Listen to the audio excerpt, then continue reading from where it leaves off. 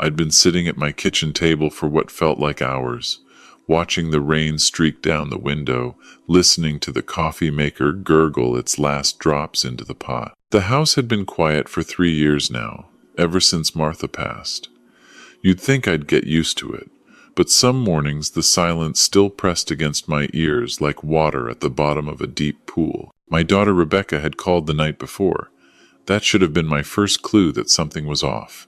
She hadn't called just to talk in months, not since her real estate development company started having what she called cash flow issues. But last night, her voice had been different. Bright.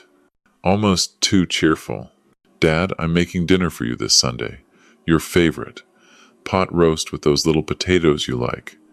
She'd paused, and I could hear traffic in the background. "I know I've been distant. I want to make it up to you. Tyler's been telling me I need to spend more time with family."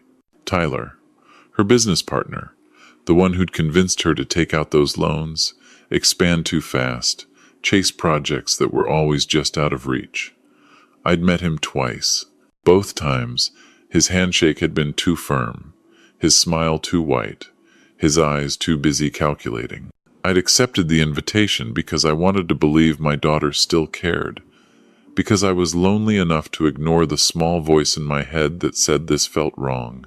Sunday came. I drove across town to the house I'd helped her buy 7 years ago, back when her business was just starting, when she still asked my advice about things. The driveway had a BMW I didn't recognize. Tyler's, probably. The flower beds Martha had planted with Rebecca when she was little were overgrown with weeds. The dinner was strange from the start.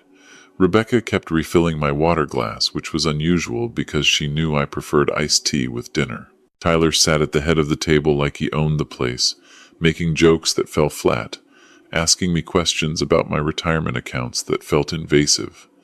Rebecca laughed too loud at everything he said. The pot roast tasted off. Not spoiled, just strange, slightly bitter. I ate it anyway because I didn't want to seem ungrateful. Rebecca had gone to the trouble, after all. Or so I thought. The dizzy spells started that night. Nothing major. Just a momentary loss of balance when I stood up from the couch. I blamed it on getting older, on drinking that second glass of wine Rebecca had insisted I have. The Sunday dinners became a pattern. Every week Rebecca would call. Every week I'd drive across town. Every week I'd eat her pot roast, or her chicken casserole, or her beef stew, and every week I'd feel a little worse going home. The dizziness got more frequent. I started having trouble concentrating on the mystery novels I used to love. My neighbor Linda mentioned that I looked pale. Linda. She was the one bright spot in those weeks. A widow like me, 62, with a laugh that reminded me there were still good things in the world. She'd started bringing me soup when she made extra, checking in on me when she noticed my newspapers piling up on the driveway. We'd have coffee on her porch sometimes, talking about our kids, our late spouses, the way Portland had changed over the years. "You should see a doctor," she said one morning in early October when I'd had to grab the porch railing to steady myself. "Walt, you don't look right. How long has this been going on?" I made the appointment to make her happy. Dr. Patricia Monroe had been my physician for 15 years, ever since Martha and I moved to the Hawthorne district. She was thorough, no nonsense, the kind of doctor who actually listened. The routine physical was supposed to be just that. Routine, blood pressure, weight, the usual questions about diet and exercise. She ordered blood work like she always did. I didn't think anything of it. 3 days later, she called me directly. Not the nurse, not a message through the patient portal. Her. "Walter, I need you to come in today. This afternoon, if possible." Her voice was tight, controlled, professional, but with an edge I'd never heard before. "What's wrong?" I was loading the dishwasher, watching through the window as Linda worked in her garden. "I'd rather discuss it in person. Can you be here at 3? The drive to her office felt longer than usual. Every red light was an eternity. I kept thinking about Martha. about the cancer diagnosis that had come out of nowhere, about how quickly everything can change with a single phone call. Doctor, Monroe didn't make small talk when she walked into the exam room. She sat down across from me, put a folder on the desk, and looked me straight in the eye. Walter, your blood work came back with some concerning results. Specifically, we found elevated levels of ethylene glycol compounds in your system. I stared at her. What does that mean? Ethylene glycol is the primary component in antifreeze. It's extremely toxic to humans. She paused, and I watched her choose her next words carefully. The levels we found aren't from accidental exposure. Someone has been poisoning you, Walter, deliberately, over time. The room tilted, not from the poison this time, but from the words she'd just spoken. Poisoning, deliberately. That's impossible. Who would? But even as I said it, my mind was already making connections I didn't want to make. The Sunday dinners, the strange taste, Rebecca refilling my water glass, Tyler's questions about my asset. Have you noticed any symptoms? Dr. Monroe was watching me closely. Dizziness, confusion, difficulty concentrating, nausea. For weeks now, I thought I was just getting old. You're being slowly poisoned. If you'd waited another month to come in, the kidney damage might have been irreversible. As it is, we caught it early enough that with proper treatment, you should recover fully. She handed me printouts of the lab results, pages of numbers that might as well have been in a foreign language, but the highlighted sections were clear enough. Toxic levels, consistent with chronic exposure. Potentiel source. Automotive product. Industrial solvant. What do I do? My voice sounded far away, like someone else was speaking. First, we need to identify the source and eliminate your exposure immediately. Second, you need to report this to the police. This is attempted murder, Walter. She leaned forward. Think carefully. Who has access to your food? Who has a reason to want you? Gone? I thought about my estate. Martha and I had been careful. Smart. We'd saved, invested, lived below our means. The house was paid off, worth close to $600,000 in Portland's crazy market. Life insurance, retirement accounts, savings, everything set to go to Rebecca when I died. Around $800,000 total, probably more. Rebecca's company was failing. I'd heard it from her business partner at the Chamber of Commerce, a man who'd pulled me aside at the grocery store last month. Walt, I hate to tell you this, but Beacon Development is in serious trouble. Rebecca owes our investors $400,000. The deadline's next month. I'm worried about her. $400,000. Next month. And here I was, slowly dying from poison that was being fed to me every Sunday. By my daughter. No, it couldn't be. Rebecca had been a sweet kid, brought me drawings from school, made me cards for Father's Day, cried when her goldfish died, but that was 30 years ago. The woman who made those dinners, who laughed too loud at Tyler's jokes, who asked if I'd updated my will lately, I didn't know her anymore. The Sunday dinners, I heard myself say. My daughter's been making me dinner every Sunday for the past 2 months. It started right after I mentioned I was updating my estate plan. Dr. Monroe's expression didn't change, but I saw something flicker in her eyes. Pity, maybe, or anger on my behalf. Don't eat or drink anything she gives you again. In fact, I'd suggest you don't tell her about this diagnosis yet, not until you've taken steps to protect yourself. She stood up. I'm going to start you on fomepizole immediately to bind the toxins, and we'll do supportive care for your kidneys. But Walter, you need to call the police today. I drove home in a daze. The Portland streets that had been familiar for 20 years looked foreign, threatening. Everyone at the crosswalk, every car that pulled up behind me at the stoplight. I found myself looking for danger everywhere.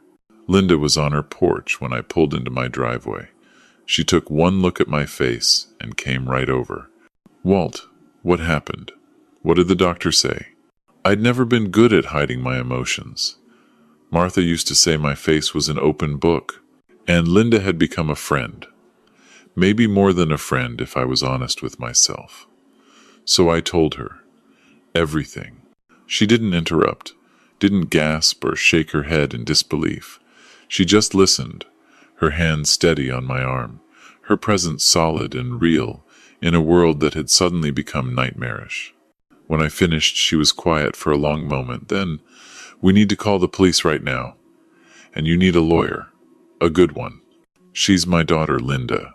What kind of father has his own child arrested? The kind who wants to stay alive.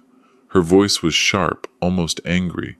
Walt, she's trying to kill you. For money. That person isn't the little girl you raised. I don't know what happened to her, but you don't owe her your life. She was right. I knew she was right. But knowing it and accepting it were two different things. I called James Sullivan, an attorney who'd handled Martha's estate.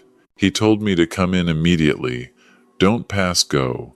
Don't collect $200. His office was in the Pearl District, all glass and steel, the kind of place that charged $400 an hour. I didn't care. He listened to my story, read the medical reports, and leaned back in his chair. This is serious, Walter. Attempted murder, likely premeditated given the timeline. But before you go to the police, we need to gather more evidence. Right now, it's medical evidence that you were poisoned, but we need proof of how and by whom. You mean prove it was Rebecca? I mean build a case that will stand up in court. Because once you make this accusation, there's no taking it back. Your relationship with your daughter will be over, one way or another. He gave me the name of a private investigator, Michael Porter. Former police detective, now did private work, specialized in domestic cases, family disputes, the kind of things that made me sick to think about. Michael Porter looked exactly like I expected a private investigator to look. Weathered face, tired eyes, handshake, that meant business. We met at a coffee shop in Selwood, away from my neighborhood. I need you to tell me everything, he said.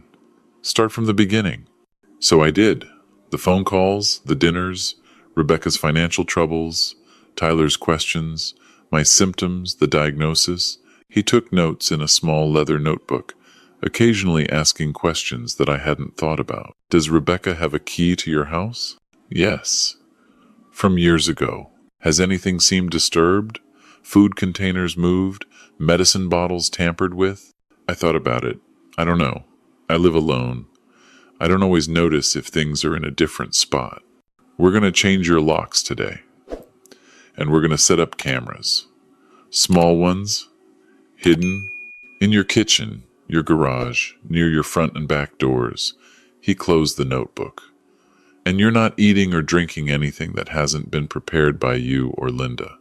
Nothing from restaurants, nothing delivered, nothing from Rebecca. Understood? The next few days were the longest of my life.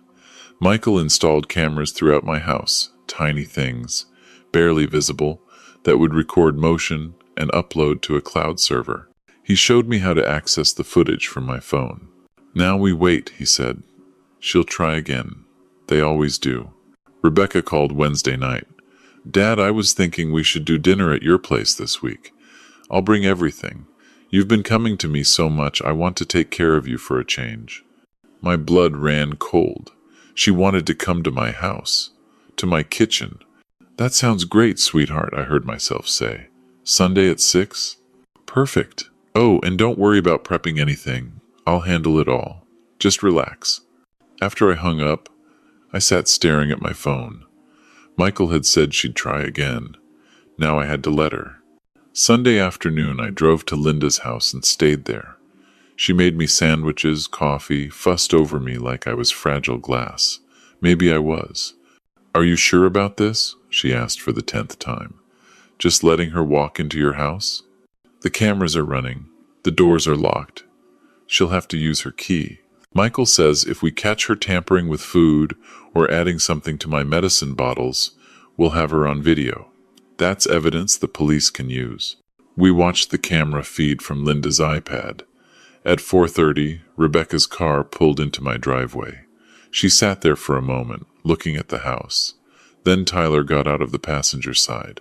Of course he was with her. He'd been there from the start, probably pushing her, planning it, maybe even doing the actual poisoning while Rebecca convinced herself she was just helping her business partner with a difficult situation. Rebecca used her key. The front door opened. They both came inside, carrying grocery bags. "That's breaking and entering," Linda said. "You didn't give her permission to come in when you weren't there." On the camera, I watched my daughter move through the house I'd raised her in. The house where Martha had taught her to bake cookies, where we'd celebrated her graduation, where she'd cried on my shoulder when her first serious boyfriend broke her heart. She went straight to the kitchen. Tyler stood watch near the living room. Rebecca pulled something from her purse, a small bottle, brown glass like prescription medications come in. She opened my refrigerator, took out the orange juice I kept there, and poured maybe a tablespoon of clear liquid into it. The camera caught everything. Her face focused and calm. Tyler checking his watch. Her putting the bottle back in her purse. Them arranging the groceries they'd brought, staging them like they'd just arrived. Then she opened the cupboard where I kept my vitamins and medications. She pulled down my blood pressure medicine, opened the bottle, and did something I couldn't quite see from the camera angle. When she put it back, Tyler was already heading for the door. They left. Locked up behind them, Rebecca checked her phone, typed something, and smiled. 30 seconds later, my phone buzzed. A text from Rebecca. "Just got to your place. Door was locked, so I let myself in. Setting everything up now. Can't wait to see you. .com." Linda looked at me. She just lied. While the camera footage showed her leaving. "She's setting up an alibi," I said, "making it look like she just arrived when she's already been here and poisoned my food." Michael Porter called 5 minutes later. He'd been monitoring the camera feed remotely. "Don't go home yet. Give me 30 minutes to make copies of everything and get it to the police. Then I'm calling this in. You're going to need to give a statement tonight." The police came to Linda's house. 2 detectives, a man and a woman, badges and serious faces. They watched the videos, looked at my medical records, took my statement. I had to explain how I knew my daughter was poisoning me, had to watch their faces remain professionally neutral while inside I was dying a different kind of death. "Mr. Hayes, do you understand that if we arrest her, you'll likely never have a relationship with your daughter again?" the female detective asked. "I understand that if you don't arrest her, I won't be alive to have a relationship with anyone." They arrested Rebecca at my house, where she was still setting up the dinner she'd claimed she just arrived to prepare. They arrested Tyler at the same time. Both were charged with attempted murder, conspiracy, and breaking and entering. The prosecutor was a young woman named Sarah Kim, sharp and efficient. She laid out the case in her office 3 days later. The medical evidence, the camera footage, the financial motive, testimony from Rebecca's business partners about the dead. She had Rebecca's phone records showing searches for untraceable poisons in time until ethylene glycol kills. She researched it, Sarah said, planned it, started with small doses to make it look like natural decline. The dinners were cover, but she couldn't wait. She needed you dead before the investor deadline. That's why she broke into your house to accelerate the poisoning. Rebecca's attorney tried to negotiate. She'd plead to lesser charges, pay restitution, claim emotional distress from her business failures. The prosecutor offered a deal. 15 years, eligible for parole in 10. The trial didn't last long. The evidence was too strong, the video too clear. The jury deliberated for 3 hours. Guilty on all counts. Tyler got the same sentence. They'd been planning it together. Text messages proved it. At sentencing, Rebecca cried, asked if she could speak to me. The judge allowed it. "Dad, I'm so sorry. I didn't want to hurt you. Everything was falling apart. The business," Tyler kept saying, "we had no choice, and I was so scared. I love you. Please forgive me." I sat in the courtroom, Linda beside me, and looked at the daughter I no longer recognized. The judge was waiting for me to respond. "You poisoned me," I said finally. "For months. Watched me get sicker and sicker. Smiled while you fed me food that was killing me." I stood up. "I don't know who you are anymore. But you're not my daughter." She sobbed harder. Tyler stared at the floor. The judge sentenced them both to 15 years. That night, Linda made me dinner at her place. Real food, made by hands I trusted. We ate slowly, not saying much. What was there to say? "What happens now?" she asked finally. "I don't know. I update my will, make sure Rebecca can't touch anything, even if I die tomorrow. I keep going to Dr. Monroe until my kidneys are back to normal. I try to figure out how to sleep through the night again." "And us?" I looked at her, really looked at her. She'd stood by me through this nightmare, never wavered, never made me feel weak for grieving a daughter who'd tried to kill me. "I'd like there to be an us," I said. "If you're willing." She smiled. It was the first real smile I'd seen from anyone in weeks. Rebecca wrote me letters from prison, long ones, explaining, apologizing, begging. They came every week for months. I put them in a drawer in my garage, unopened. Linda suggested I read them, find closure. But I didn't need closure from Rebecca. I needed peace from her. On what would have been Martha's 65th birthday, I took all the letters to the fireplace. Linda sat beside me while I burned them, one by one, watching the paper curl and blacken. When the last one turned to ash, she took my hand. "Do you feel any different?" she asked. "Yeah," I said. "I feel free." We sold my house 6 months later. Too many memories, too much poison soaked into the walls. Linda and I bought a small place together in Lake Oswego, near the water, with a garden where we plant vegetables and flowers. Every morning we have coffee on the deck, watching the sun come up over the lake. I never visited Rebecca in prison, never answered her letters or calls. My attorney told me she asks about me every time she talks to him. Wants to know if I'm okay, if I've forgiven her, if there's any chance we could rebuild our relationship when she gets out. I told him to tell her I'm fine, that I'm happy, that I've moved on. Because I have. The poison left my system months ago. The relationship with my daughter, if you could even call it that anymore, took longer to purge. But eventually I realized that holding on to the pain, the betrayal, the what-ifs, was just another kind of poison. One I was giving myself. Linda and I got married last spring. Small ceremony, just a few friends, her kids, and their families.